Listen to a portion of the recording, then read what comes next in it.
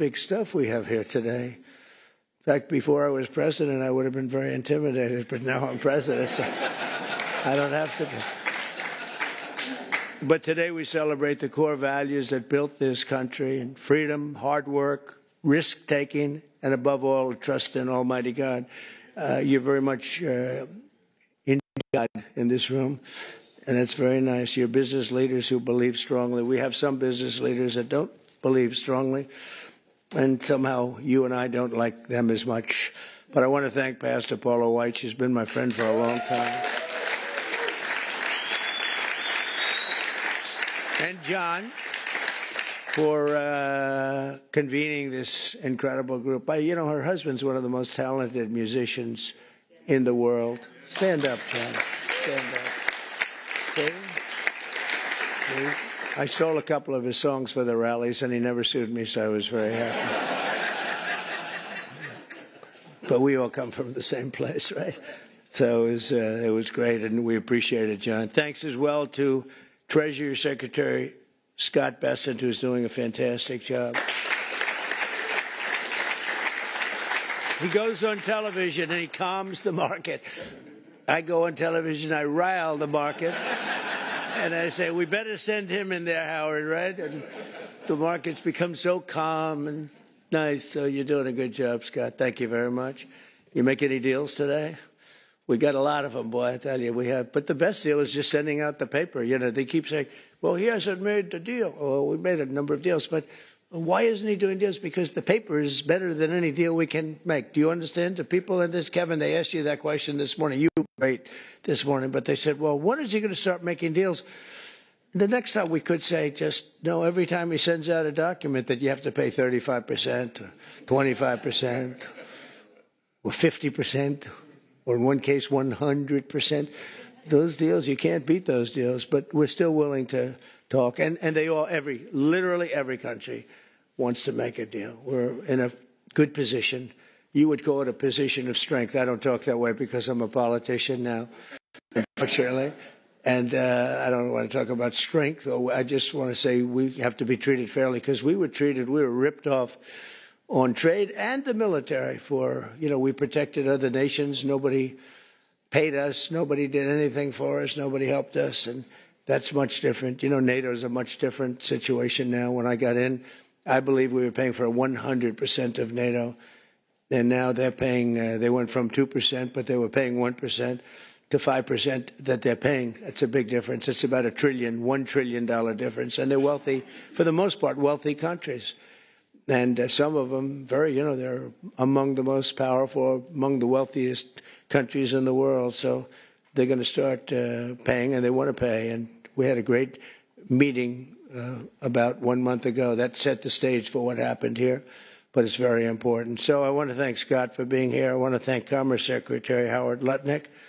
You are doing a good job, Howard. Am I right when I say I really don't want deals? I just want the paper to get sent? Right, it's true. I don't know if this is on television. Yeah, it's always on television.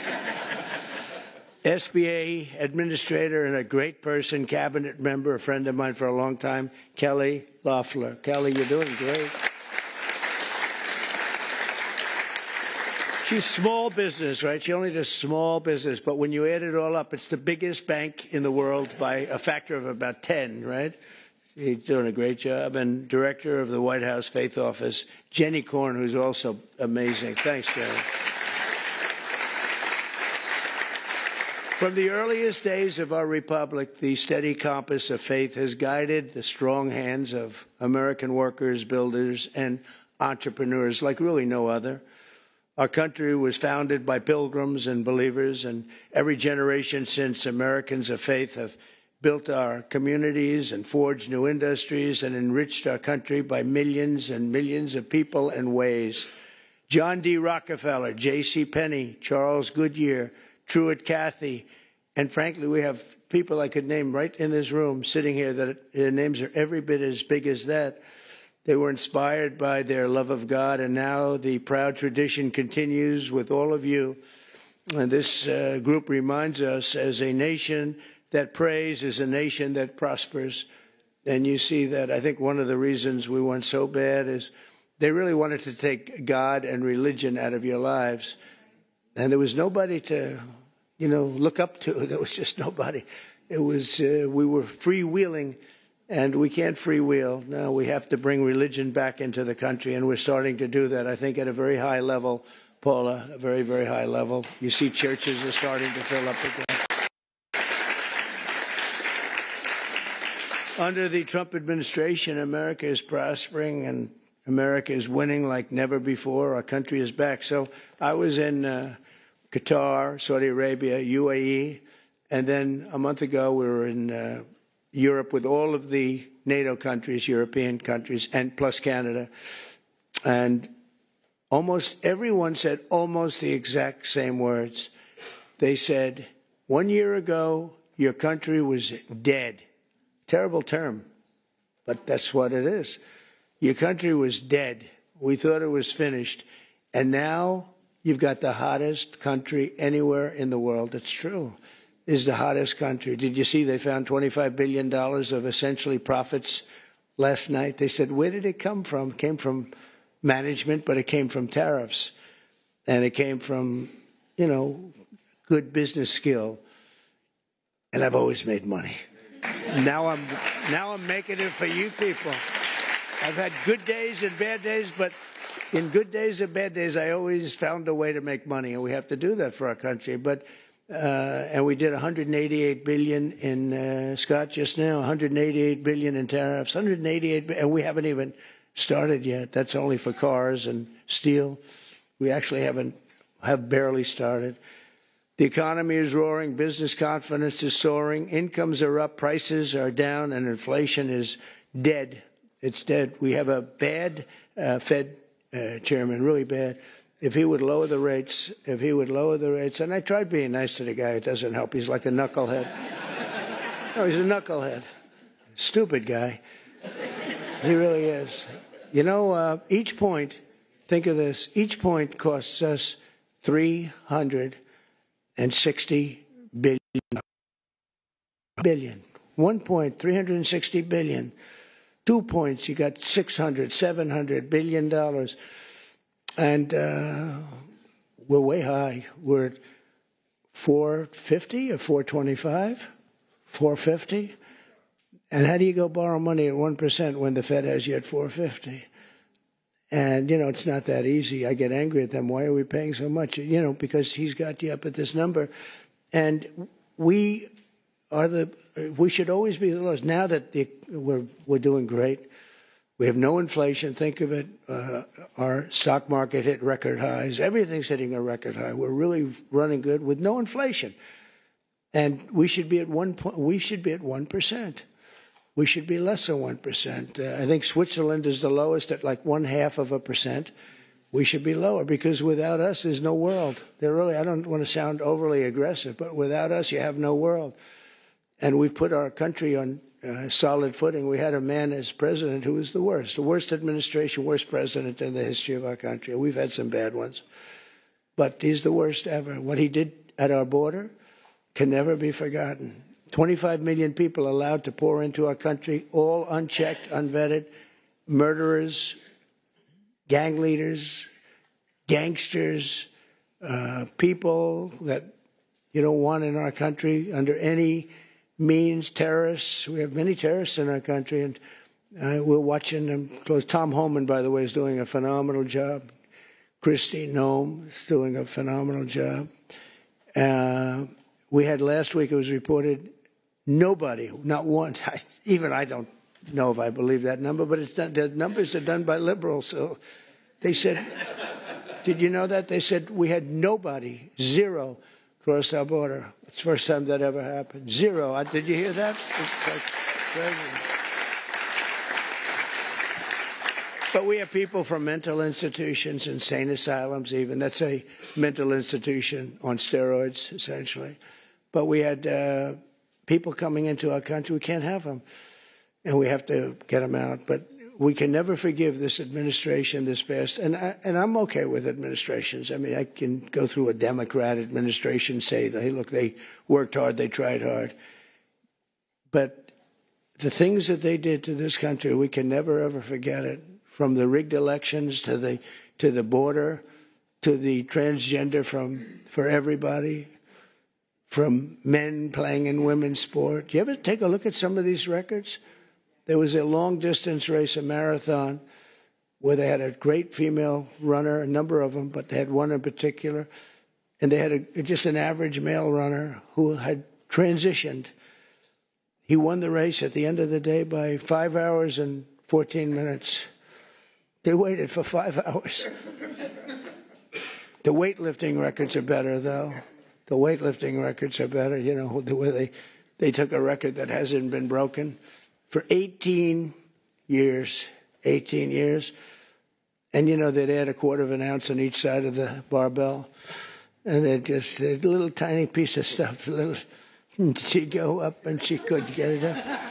And this guy comes along. Have you lifted before? Yes, at a low level. He was a low-level lifter as a man, but transitioned. And he goes up to that thing. Bing, bing, bing, bing, bing. Could have done it all day long. Broke the record by 119 pounds. The whole thing is crazy.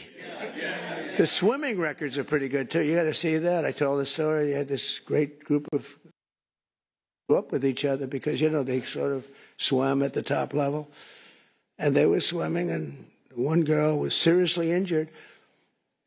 She looked left, and she saw the same girl she grew up with, Kelly, in California. Same girls, you know, that young age, they sort of rise to the top. She looked to the right, she saw the same girls, but there was this giant standing right next to her. And he had transitioned. You probably heard this. He had transitioned. And she'd never seen her before. And when the race was started, he blew by her so fast that she suffered massive windburn. They had to take her.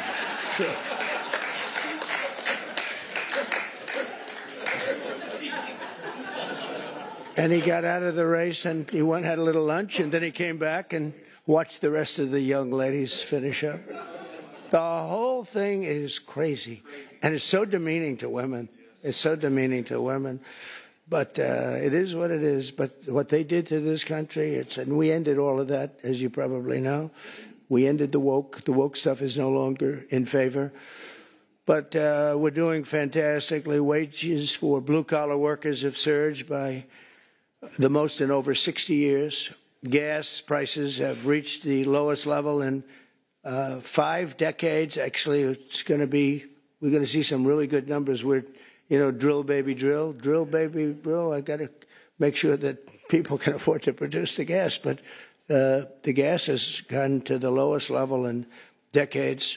And you're seeing $1.99,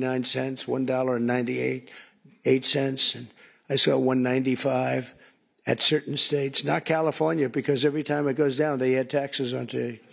You're at $6, $7. They just add taxes. All they do is they keep adding taxes. Terrible government. He may be a candidate, but if you go by success, you can't have him be a candidate. And on Friday, it was announced that the United States Treasury ran a budget surplus. Is that true, Scott? In June, for the first time in many, many decades. Wow. I didn't know that. That's a good one, too. I'm going to have to put that in my repertoire, Scott. But the biggest victory of all came 10 days ago when I signed the one beautiful bill into law. Right? And just as I promised, we did something that was amazing. You know, everybody was against it. I wanted it. I know Scott and Howard liked the idea of it too, but it was very risky because they've never done anything like it in terms of this. It's the biggest bill ever passed of its kind ever passed by far. And they were 3 or even as many as 7 bills. And I said, the problem is that in the one big bill, everybody gets something. When you cut it into 7s, there are 4 or 5 of them or 3 of them, right, Kevin, that you get nothing. All they're going to do is fight it. You'll never get them passed. And so we went with it. I was on a show called Deface the Nation. Have you heard of it? They're so bad. They're so bad. These people, they're so average.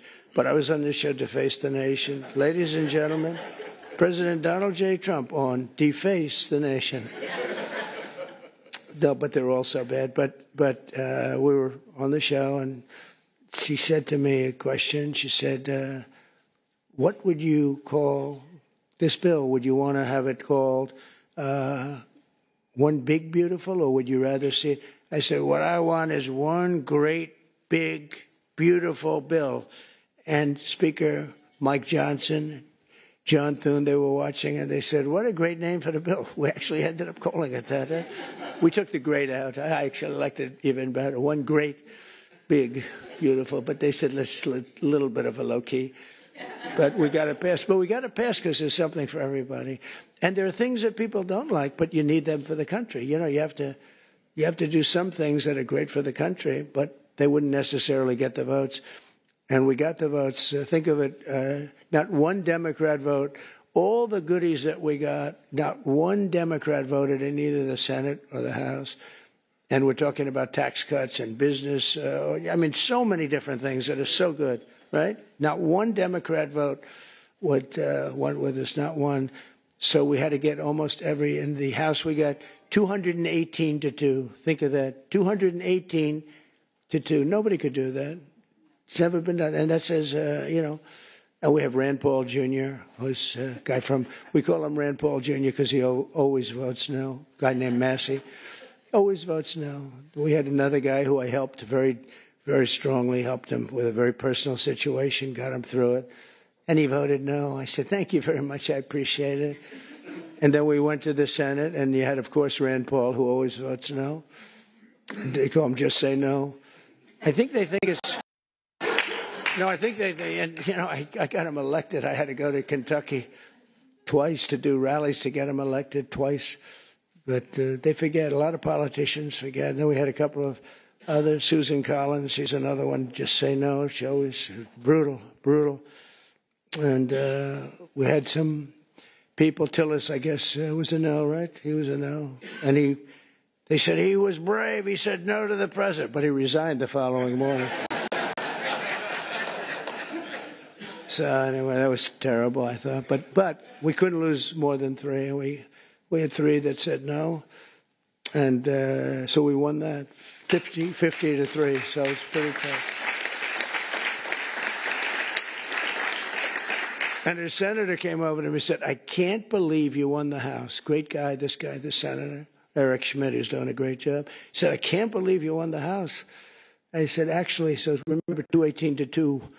We needed 3, so we could have lost 3. We actually only lost 2.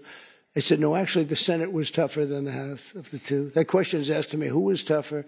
I'd say the Senate was tougher, actually, amazingly. Shouldn't have been.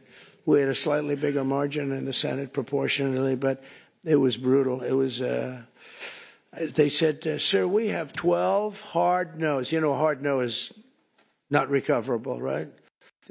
30 in the morning, Mike Johnson called up. It could be 20, but it's at least 12. So could you call them, sir? And I said, what time? I said, 2:30 in the morning.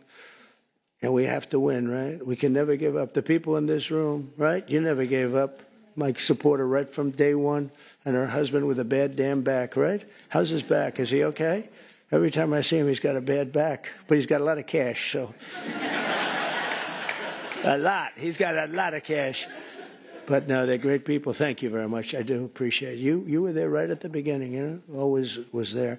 But we have a situation where we call up these people at 2:30 in the morning, and I called up. I got along with them all great. I liked them, but they're tough. You know, they're congressmen. When you're a congressman for 20 years or you're a senator for years, you're smart and you're a survivor because you go through all sorts of hell. But I called up Congressman. I said, Jim, hi, Jim, how are you doing? And he said, fine, sir. I said, family's good, yeah. He said, sir, you have my vote. I never said what I was calling about. I said, I do, thank you very much. But how do you know what I'm calling you about? Well, he said, sir, I've been your friend for 2.5 years. You've never called me during normal hours. So I assume that if you're calling me at 2:30 in the morning, You're not calling me to ask me how's the family doing? I said, yeah. So, pretty good. So I called up everyone. I think everyone with the exception of one, I had to speak a little bit, but I call up, sir, you have my vote. Thank you. Sir, you have my vote. Think of that. And we got 12 votes in a matter of, I called back 20 minutes later. I said, you got all the votes. That's spirit, right? That's spirit. They wanted to maybe hear. They wanted to have a little love. You know, the sad part is that some of the best people are the people that don't get any publicity because they go with something because it's good. So a guy like some of the people I'm talking about, but some of the people where you didn't even have to call, they vote yes, 100%. You don't have to waste any time with them. You don't have to beg them, come on, you can do it, come on, let's have lunch, let's have dinner. And then you have other guys that want you to suffer. I mean, some of these people that I just mentioned, whose names I just mentioned, you got to go through hell. And the ones that are really good and they love the country and they're doing right. I mean, what's the alternative? You know, the alternative here, you're getting the biggest tax cut in history. And with the Democrats, you're going to have the biggest tax increase in history. Now, we could go into 100 other details. They're equally as crazy.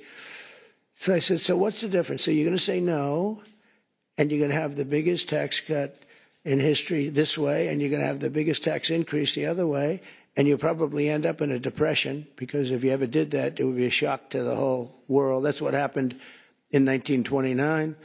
I said, so you're going to vote for the other side? Well, sir, I'll do what's really appropriate. You know, the losers. But you have that.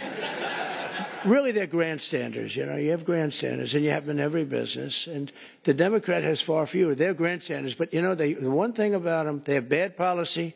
They're evil people in many ways, but they stick together. You don't have it where you don't have, I don't want to use too many names, but you don't have a Mitt Romney in the midst who makes you suffer. You don't have some of the people that I mentioned who make it so hard. They make it so hard. And the alternative is one of two things. You can either get all these things and make the economy strong, or you're going to literally have perhaps a depression where you people so rich, so beautiful, so nice to look at will be totally busted. And let's see how long your wife stays with you. You're beautiful. She'll stay with you for about 3 weeks and she'll say, darling, I can't take it anymore. I can't take it anymore, darling. I'm leaving you. I said to one guy, he's a very, very unattractive man, but he's smart and he's rich. And I said, you better hope we get this thing passed because your wife will be gone within about 2 minutes. He said, you're right. But so we had a tremendous success, and it gives you the biggest tax cut in American history, the largest spending cut in American history, and the largest border security investment of all time. And again, we're doing great on the border. I almost say, why do we need it? We have such good numbers, but you need it. Ultimately, you're going to need it. I built hundreds of miles of border wall. Without that, you could have never had the results that we had. We built up the American family. We increased the tax credit and made school permanent. We made it all permanent, the school choice. And we expanded school choice. And for every newborn child, we created what's called the Trump accounts. And this was Michael Dell. I don't know if Michael Dell's here, but Michael Dell, well, you tell him I mentioned his name because it's true. He would call me for 3-4 years. I didn't know Michael. I just know he's a great success story and a great guy. That's all he talked about was the account where you put $1,000 and as a baby is born, $1,000 into an account and you let it be invested by, I guess you pick out some good money determinant or fund or index. And I guess at a certain age, like when they're 30, goes earlier than that, but when they're 30, they're supposed to have like $75,000. That would have a huge impact on their lives. And it could even be more than that. So that passed. And, you know, it's funny, that was one of the easiest things we had to get passed. Can you believe it? I thought so many people loved it. They actually call it the Trump accounts. And I didn't fight for that name, right? I didn't fight for that. I said, that's a very great honor. But Michael Dell was amazing. That's what he said he's going to invest billions of dollars doing it for children. He's going to put a lot of his money into it. But even more importantly than the economic success, we're restoring the spirit of our country. America is once again an optimistic nation. We were so down. It was depressing. We were so down. That's why I ran again. I got cheated. They rigged the election. But I said, you know, if I didn't think I won, I would have never run. Because that's like a poll, right? You lose, you lose. It's worse than a poll. But I saw the lack of spirit in this country. For 4 years, it was a dark, horrible place. And for people of religion who were arresting your pastors, they were arresting if you went to church and you had a service outside. And the reason outside, because you had the COVID. And you could go outside. They'd arrest everybody for even having the service. I'll tell you, religion took a big hit because of the way they treated all of us.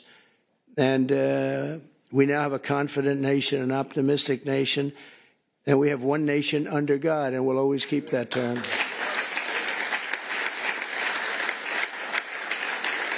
And we're bringing back, very importantly, and not just evangelicals or Protestants or this, all religions, we're bringing them back into our country. As president, I've ended the radical left war on faith, and we're once again protecting religious freedom like never before in our country. We're protecting it like never before. We're getting rid of the Johnson Amendment that didn't let the pastors and ministers and everybody speak about politics. Now you're able to speak about politics, Paula. You can speak about, you can say, I don't like that guy. And they don't take away your tax-exempt status. You know, they take away tax-exempt. And I'll tell you, remember when that started? It was at the meeting room before I ran, 2015, a year before the election. And I was with 50 faith leaders. They were great, very well-known people, mostly Protestant, but you had rabbis. You had an imam, 2 imams. And we were talking, and I said, I'd love to have your endorsement. And they looked at me like, what? I'd love to have your endorsement. We have such respect for you, and you control it, really very powerful. And they looked at me, they didn't say anything. You remember that? And I said, what's wrong with these people? I didn't know about the Johnson Amendment. Don't forget, I never did this stuff before. It wasn't like I ran. I was on the other side. I was on the same side as you. You write contributions to people that you like. But I never ran, so I didn't know about the Johnson Amendment.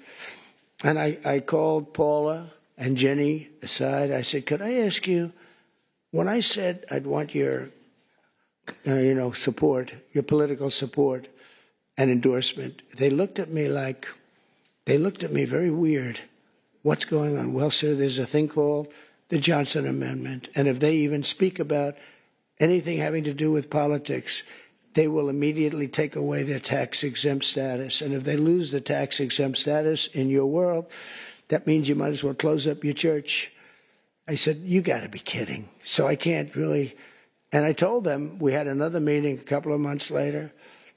And I said, you people in theory are the most powerful people. You're more powerful than man or woman because we have more than 50. Let's assume men and women are 50-50. But you have 80%. Between all the different religions. I said, you have more power than anybody, but you're not allowed to use your power. I said, we're going to get rid of that because people want to hear what you have to say more than anybody else, pretty much. And we did get rid of it, and we launched something that's great. And now you see people, if they like somebody, they're able to talk about that somebody for office, right, Jenny? We're able to talk about a certain politician that has your values and likes your religion. It's okay. And we got rid of that. Was Lyndon Johnson, a very powerful guy. And he had a problem with a pastor, I think in Houston. And the pastor was not a fan of his. And he put the clamps on the guy. He really did. Amazing, actually. And we opened it up. I looked at him, and we're up 68 stories in the air at Trump Tower. And in this beautiful conference room, I look down, I see people walking up and down the street. I said, that means that person walking up and down the street, any one of them have more power than you do because you're not allowed to even talk about it. You were even afraid to talk about it, but they're not afraid any longer, and I think they appreciate it. As president, I've ended the radical left war on faith, and we're once again protecting religious freedom instead of destroying it, and God is once again welcomed back into our public square. It's very important.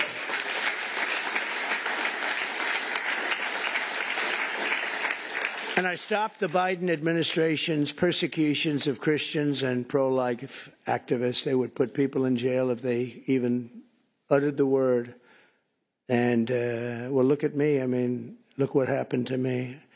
I was under investigation more than the late, great Alphonse Capone. Think of it. Al Capone would kill people for dinner. If he left the room and he didn't like them, he'd have them shot, killed, buried under a building someplace as part of the foundation of a building. They're all over the place. And I said I had more time under investigation than the legendary Al Capone or probably anybody else.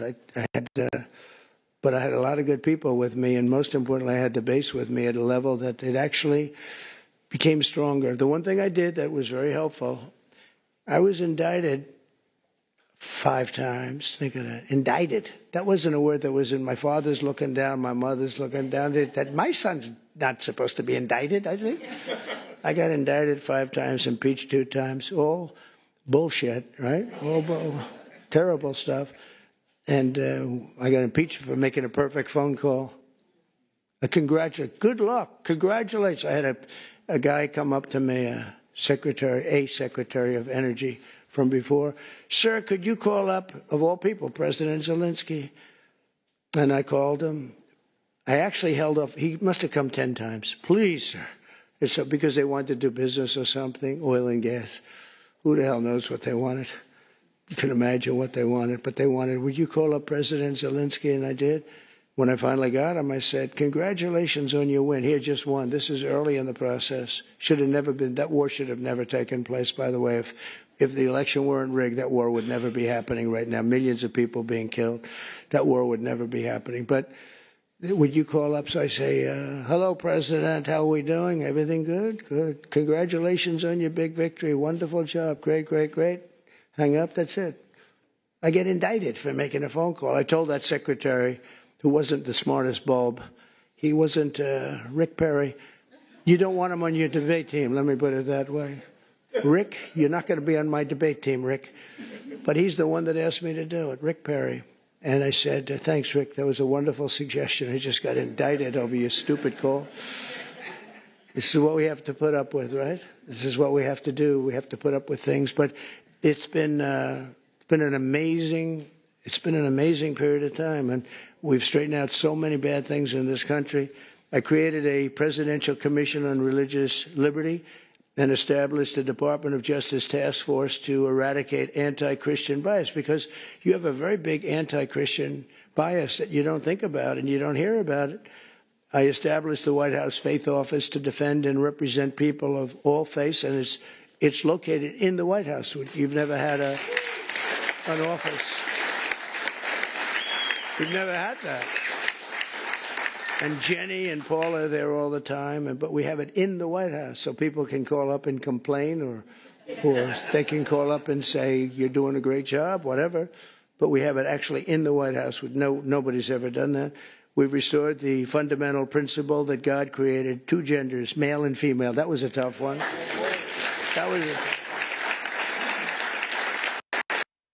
parents' rights, where the parents' rights have been taken away from them in schools. You look at some of these school boards, it's like they're brutal dictatorships, and we brought it all back. The parents have the control now, and last Monday we effectively eliminated the infamous, as I said, Johnson Amendment, such a big deal, and various other amendments and things that really took away your free speech. That's what they've done. They've taken away free speech. I also want to recognize the incredible contribution of our great First Lady, Melania, and she says hello. And Melania did the Be Best initiative in supporting children in our foster care system. She visits a lot of children, a lot. Yesterday we went to the game, the soccer game. I don't know if you saw it in the Meadowlands. It was incredible. And she's always thinking about the children that have a hard time and helping America's young people reach their fullest potential. And it's remarkable to think that it was only 1 year ago this week that my time on earth nearly ended. And if you look at that, God was with me, because that's something that, in theory, I should not be with you today.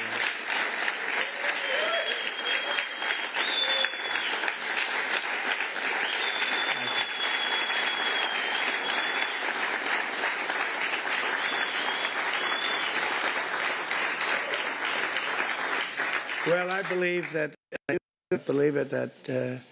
my life was saved by God to really make America great again. I really believe that. I think I have a son. He's a great shooter, like a championship shooter. Don and Eric was a great shooter, both of them. But they said that at that distance with that gun, you didn't have a chance. And we turned the head at the right time, didn't we? Huh? We turned the head at the right time. So I don't know. Some people say it was lucky, and some people say something else. I say something else. I think God helped us. So I always believed in giving back to this nation, a nation that we love so much, and I know that everyone lives by that same sacred principle. The people in this room do, I can tell you. I hate when I see complainers, people that complain and they don't do anything about it. Like in many cases, the media, not all of the media. I must have had something because we won in a landslide. Think of it, we won every swing state. We won by millions of votes. We won the popular vote. We won there's a district vote that's very interesting. It's where the whole map looks red for a Republican, by the way. But the whole map came out, I think it was 2,750 to 505. Think of that. That's broken into little districts, little areas.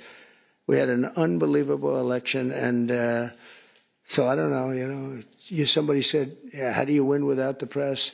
But we have a hidden press, and the real hidden press and the hidden vote is the people and the word of mouth. Word of mouth is more important than the press, and they see what we do, and they see how we do it. I want to thank all of you and your great communities, and it's a blessing to our country that you're here, and a blessing to our country that you become so successful and so great. And people look up to you, have no idea. You don't know. We take things for granted. You don't know. The people in this room are amazing. I even, looking at that list, I really said, that's something great. And you're all believers. I think, Paula, you wouldn't have invited people that were not a lot of. Is there an atheist in the room?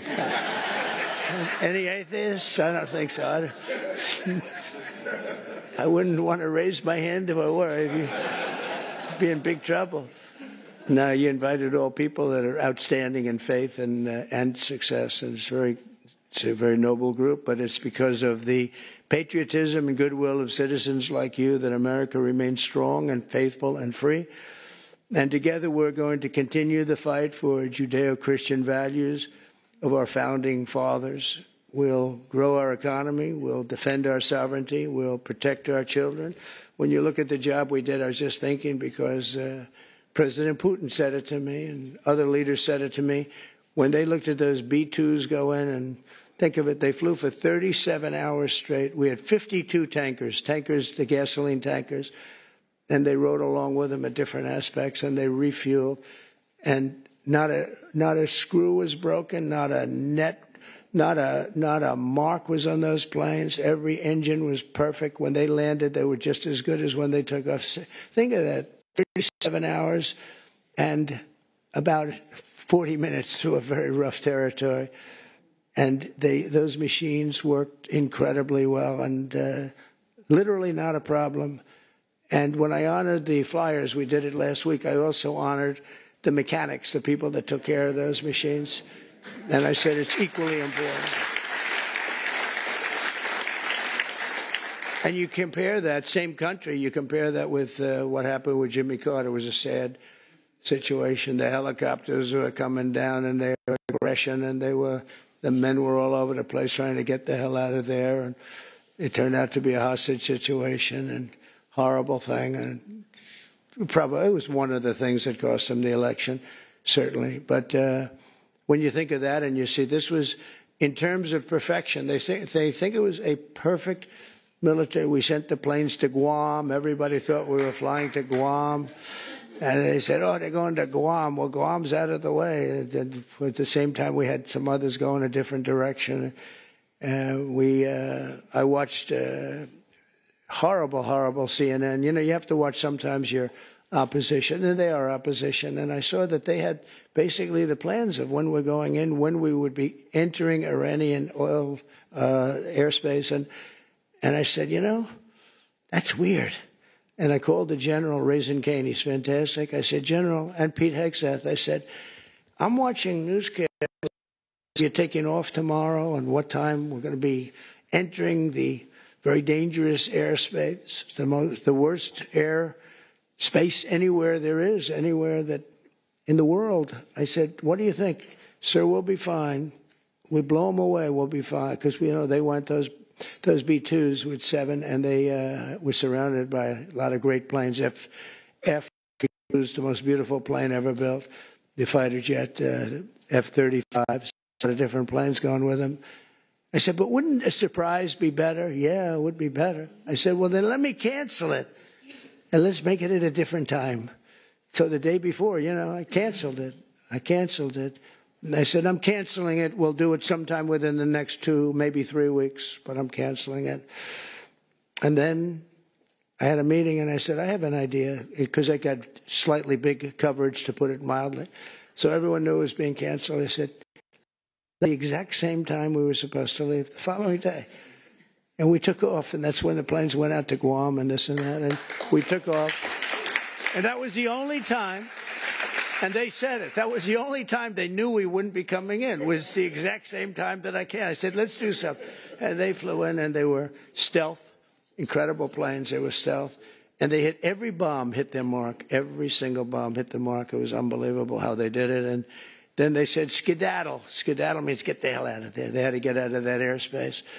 But it was an amazing thing, and I think it was so great for our country in so many different ways. You see so many incompetent people, like the way we left Afghanistan with Milley and all these incompetent, stupid people. And Biden, it was him. Leave everything behind. We'll leave jets behind. I said to Milley, I said, so you mean to tell me, because I was going to leave. We would have left earlier than them, but we were going to leave with dignity. I said to Milley, you mean you want to leave a jet fighter behind? Sure, it's cheaper if we do that. I said, wait a minute, give me a tank of gas and I'll fly it to Pakistan, or I'll fly it to someplace, or I'll fly it back home. Why is it cheaper? Oh, it's just cheaper. That's when I realized the guy was grossly incompetent, okay? He's telling me it's cheaper to leave a plane than it is that the planes cost $150 million apiece. Let's leave it, sir. It's just great. And they did. They left all, I was taking everything, but they left it behind. But when you look at what happened and compare that to what we have now, we have a real great machine. I rebuilt the military in my first term, and we left some of it to Afghanistan and the Taliban, and they have their parades. I hate those parades. Every year they have a parade wheeling down our equipment on some very unattractive street. That's, their Fifth Avenue.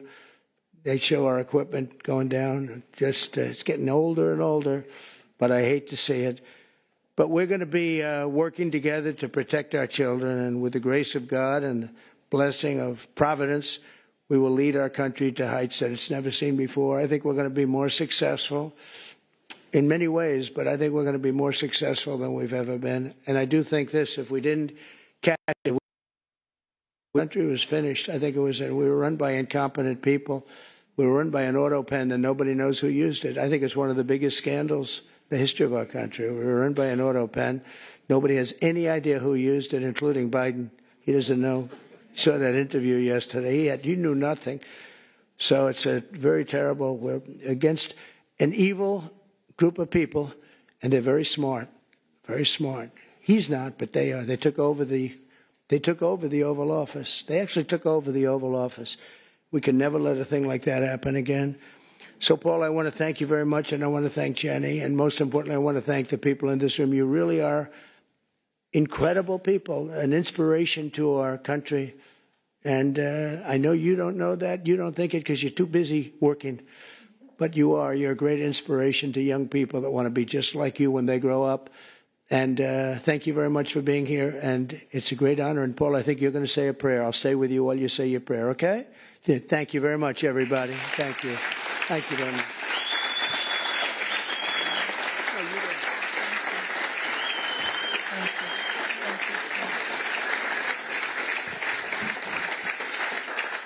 Thank you so much, Mr. President. You guys may be seated for just a moment. And he is our greatest champion of faith of any president that the United States of America has ever had.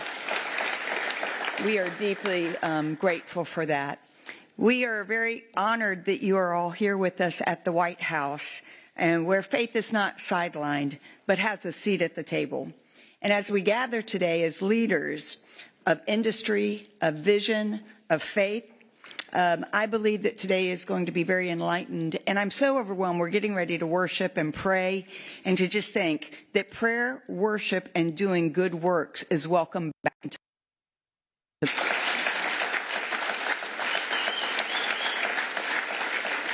President Trump is a historic and a bold move established the White House Faith Office to recognize some simple truths: that America is strongest when faith is engaged and not silenced, when believers are activated and they are not isolated. This administration understands that people who are of faith, who are entrusted with wealth and influence as you are essential to building a stronger, freer, and a more compassionate nation. You're more than just CEOs and business leaders and entrepreneurs. You're stewards on divine assignment, builders of legacy, and vessels of impact. You've been called by God to his kingdom for such a time as this. And together we are witnessing something absolutely remarkable. More has been accomplished by this administration in the past 5 months than in the last several decades.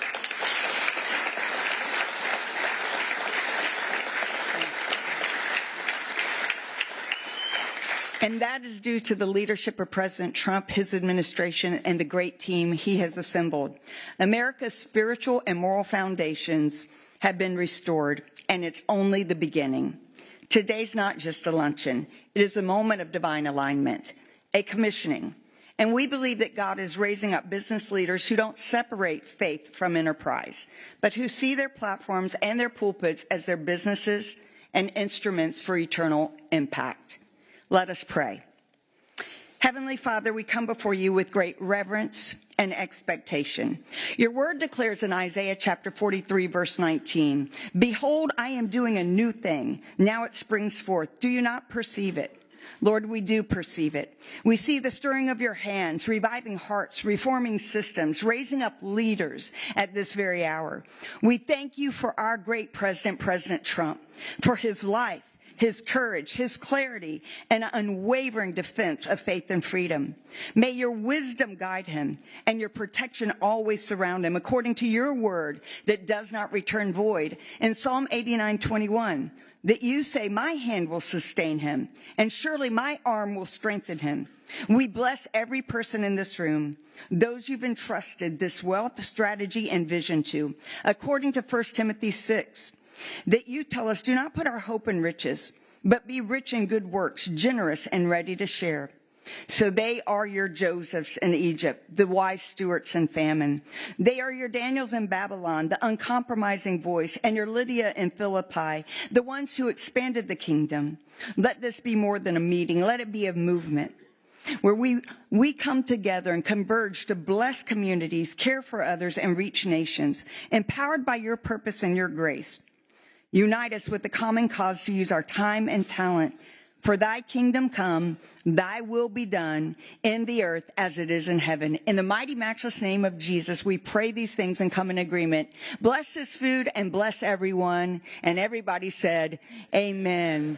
And by the way, it is Secretary Howard Lutnick's birthday, so I'll wish him a very happy birthday. We are so grateful for your time, President, and my husband John's going to worship. At any time that you have to go, we know that you have spent more than enough time, and you are running the country exceptionally for us, and we are all so grateful. So he will stay as long as possible, but will you let President know how much we love and appreciate him?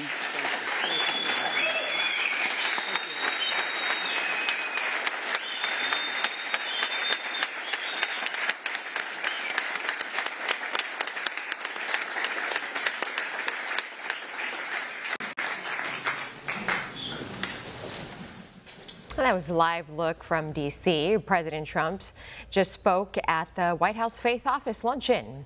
The president started out by talking about his meeting with NATO Secretary General Mark Rutte. saying the U.S. will send NATO weapons, which they will pay for and distribute to Ukraine. He also said he will impose secondary tariffs on Russia if they don't make a deal towards ending its war with Ukraine within 50 days. The president also talked about his administration's success with economic growth, stopping illegal immigration, bringing gas prices down and more, and he touted his big, beautiful law, saying we got it passed because there's something in it for everybody. President Trump signed an executive order back in February to establish the White House Faith Office with the goal of supporting faith-based entities. More than 60 business leaders and CEOs who donate to faith-based charities are at this luncheon. The White House Faith Office is part of the Domestic Policy Council. They will consult with faith and community leaders in all an effort to defend religion and liberty and combat anti-Semitism and anti-Christianity and other anti-religious biases. More than 60 business leaders are there, and they donate to these faith-based charities. Still to come on One America News, One America News Network, your source for credible, honest, unbiased reporting from around the world, has just launched a live, 24/7, 365 days a year, uninterrupted cable feed on YouTube. And it's only $5.99 per month. Now you can watch One America News Network live, anytime, anywhere in the world. Go to our YouTube page and click here to become a member today. One America News Network, your source for credible, honest, unbiased reporting from around the world, has just launched a live, 24/7, 365 days a year, uninterrupted cable feed on YouTube. And it's only $5.99 per month. Now you can watch One America News Network live, anytime, anywhere in the world. Go to our YouTube page and click here to become a member today. One America News Network, your source for credible, honest, unbiased reporting from around the world, has just launched a live, 24/7, 365 days a year, uninterrupted cable feed on YouTube. And it's only $5.99 per month. Now you can watch One America News Network live, anytime, anywhere in the world. Go to our YouTube page and click here to become a member today. One America News Network, your source for credible, honest, unbiased reporting from around the world, has just launched a live, 24/7, 365 days a year, uninterrupted cable feed on YouTube. And it's only $5.99 per month. Now you can watch One America News Network live, anytime, anywhere in the world. Go to our YouTube page and click here to become a member today. One America News Network, your source for credible, honest, unbiased reporting from around the world, has just launched a live, 24/7, 365 days a year, uninterrupted cable feed on YouTube. And it's only $5.99 per month. Now you can watch One America News Network live, anytime, anywhere in the world. Go to our YouTube page and click here to become a member today. One America News Network, your source for credible, honest, unbiased reporting from around the world, has just launched a live, 24/7, 365 days a year, uninterrupted cable feed on YouTube. And it's only $5.99 per month. Now you can watch One America News Network live, anytime, anywhere in the world. Go to our YouTube page and click here to become a member today. One America News Network, your source for credible, honest, unbiased reporting from around the world, has just launched a live, 24/7, 365 days a year, uninterrupted cable feed on YouTube. And it's only $5.99 per month. Now you can watch One America News Network live, anytime, anywhere in the world. Go to our YouTube page and click here to become a member today. One America News Network, your source for credible, honest, unbiased reporting from around the world, has just launched a live, 24/7, 365 days a year, uninterrupted cable feed on YouTube. And it's only $5.99 per month. Now you can watch One America News Network live, anytime, anywhere in the world. Go to our YouTube page and click here to become a member today. One America News Network, your source for credible, honest, unbiased reporting from around the world, has just launched a live